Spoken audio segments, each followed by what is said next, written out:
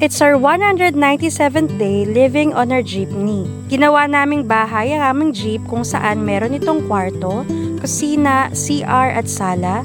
Plus meron din kaming top load na merong solar panel sa taas and nako-convert ito para maging tent. In the first 1 year and 3 months, unti-unti ang aming pagko-convert nito. Pangatlong palit na rin namin ang kama sa aming kwarto. Ang una namin ginamit na higaan ay yung single bed frame namin sa bahay. Nung naglaan kami ng budget, ay nagkaroon kami ng convertible bed into sofa. Katagalan, na-realize namin na gusto namin ng drawer instead of open storage sa ilalim ng higaan. Ito ang unang itsura ng aming jeep sa loob.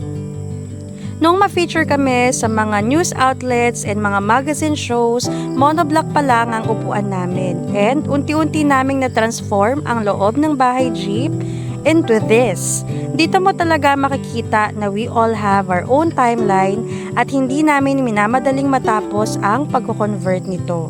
Noong magsimula kaming mag full-time jeep life, minimal na lang ang mga changes na nagagawa namin gaya ng pagpapalit ng vinyl sa sahig, pagliliha at pagre-revarnish ng some parts ng ating jeep. At ngayong araw naman ay magpipintura tayo sa loob ng bahay jeep.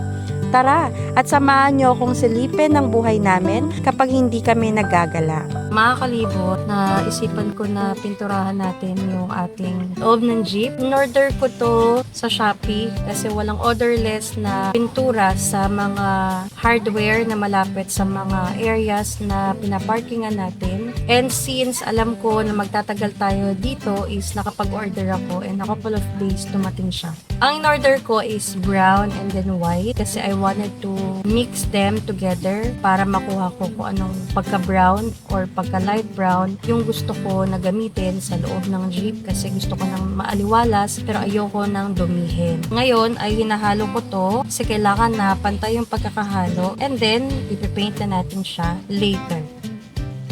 Ang gagawin natin ngayon is magre-repaint tayo ng ating mga upuan. Niliya lang natin yung mga bumps. Primered naman na yan. Kaso ang tagal na nga lang. Bibigyan siya ng bagong muka.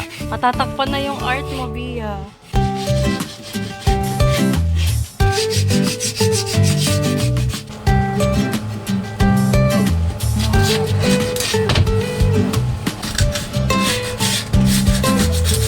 Paano kung wala ako?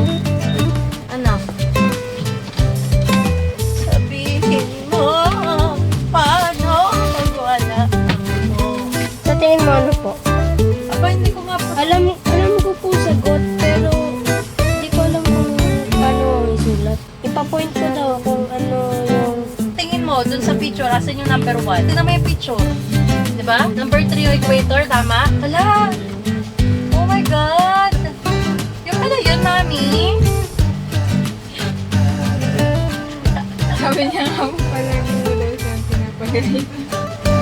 Ay, Bia, makapal. Ang gagawin mo dito, 1 layer mo na. Makapal. Tapos, tutuyuin, tapos tsaka lalagyan. Kunin ko ha. Sige po. Kasi para ano. Kaya kailangan mo to. Kung kuha ka ng isang ganito, dalawa to. Yung cabinet din kasama. Ito sa loob. Medyo na ano na yung bumps na nalihan dito. Tapos, pagkatapos natin ganito, hintay mo siyang madre.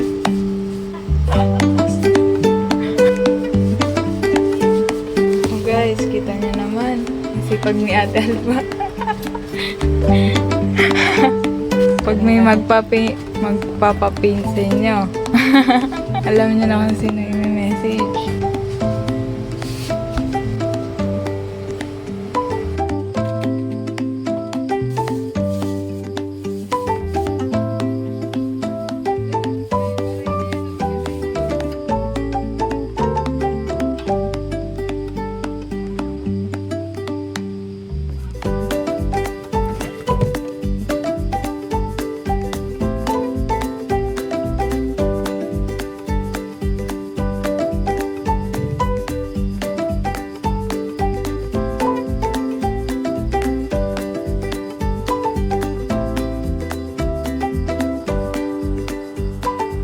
Kakain na tayo ngayong gabi. Inabot kami ng gabi, wala kaming ilaw sa loob. Lobat yung solar panel, lobat yung alternator. And the only time na mag-charge yun is kapag umandar tayo. And hindi ko pa nakikita yun in the near future. So, nagluto si Ramir. Ayan, si Ramir. Ng, wow, is that tinulaga? Ay! Nilaga talaga. My God. Uy, Ramir, hindi yan 200 lang. Baka nag-abono ka na naman. 207. Baka nag-abono ka. 207. Hindi, pinama kami ni Chris. Ito muna daw saging, dyan na yan. Kaya hindi ko Okay. magasakto lang talaga yung... Kasi mamaya... Yung 150 na baboy, tapos 50 pesos Ricardo. Wow! Dami na. Dami na. Kasi makakalibot, lagi siyang nag-aabono. Nakakaya naman pag lagi mag-aabono. Nag-aabono. Ang budget namin, 200 lang. Pero wow, nilaga. Daddy, nilaga! Wow, ang sarap naman. Parang yung sound And then, all of our things nandito dahil alam nyo na, nagpipintura kami. So mga kalibot, inabot na kami ng gabi sa pagpipintura and hindi pa namin natapos. Nakatatlong kape ako ngayong araw simula umaga. Parang sobrang hyper ko pa. And may napapakita ko sa inyo. No? So, kung maalala nyo to mga kalibot, pinipaint ko to kanina pero hindi pa yan fully done. Baga di pa siya tapos. Itong walang paint, yan kasi ay ilalapag sa ilalim. Kaya hindi ko na pinint. Pero double coat pa yan. Bukas. Pag may araw na para mas strong ang paint. And then, yung bed namin supposedly doon sa kwarto is nilipat ko muna dito. Yung nasa ilalim is yung mahaba naming upuan. Tapos yung ibang part ng sofa. And then, dito yung ibang mga wires. Inayos ko to actually. Yung ibang mga gamit namin. Phone dati. Andito naman yung ibang mga bag. Laptop ko to. So, currently nasa pa ako. Paglilinis. Here's Jace naman. Dito nag-edit si Daddy. So, kung mapapansin nyo yung kalahati, malinis na. Yung kalahati hindi pa. Kasi on the process din ako ng paglilinis ng table. Tapos makikita nyo may kutsyon. Ito yung sa sofa. Sandalan ng sofa. Sa kwarto, pinagtabi ko yung dalawa. Para dyan si Jace. And then, andito naman si Tiko. Para malambot-lambot din yung kanyang higaan. Meron pa siyang ng paint, oh. Nililinis ko rin yung table. I have 2 basahan. And then, ito yung ating jeep.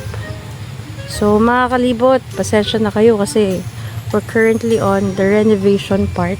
Alam nyo ba na napakaswerte namin to be in this place or camping site?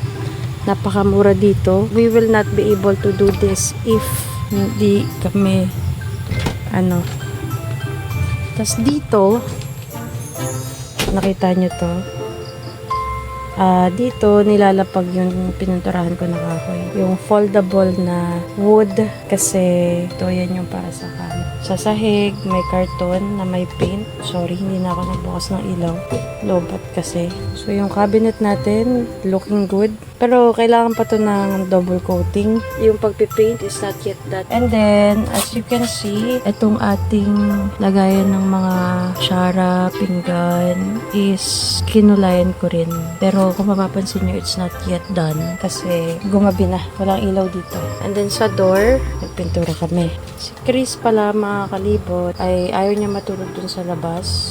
And sa lapag lang siya humiga ngayon. Maganda yan kasi cowboy talaga si Chris. Type O ata yung dugo kasi talaga kailangan siya lamok kahit mag-off lotion, mag-electric pan, magkaton. And then ito yung aming mga pininturahan. Mga storage kasi yan mga kalibot. Diyan namin na tinanggal yung mga gamit kasi kakalat sa labas, wala akong paglalagyan. Very soon, sort natin yan. Especially on that part. Ang daming fan yan. Mga old fans nandyan. Sa mga nagtatanong, ang battery natin ay lithium, if I'm not mistaken. So, longer lifespan and safer battery siya. Yung battery na yan, if properly used, might actually last for 10 years. Wala na rin yung Art Nivea here. You know, for the past 2 years that we have this bahay jeep. 1 year and 9 months kung hindi ako nagkakamali. Yung 2 taon na yun, for other people siguro mahaba na kasi baka yung iba in a relationship for 2 years, for them mahaba na yun and mahirap na i-let go. It might be very short for other people, lalo na yung mga dekada na magka-partner. But 2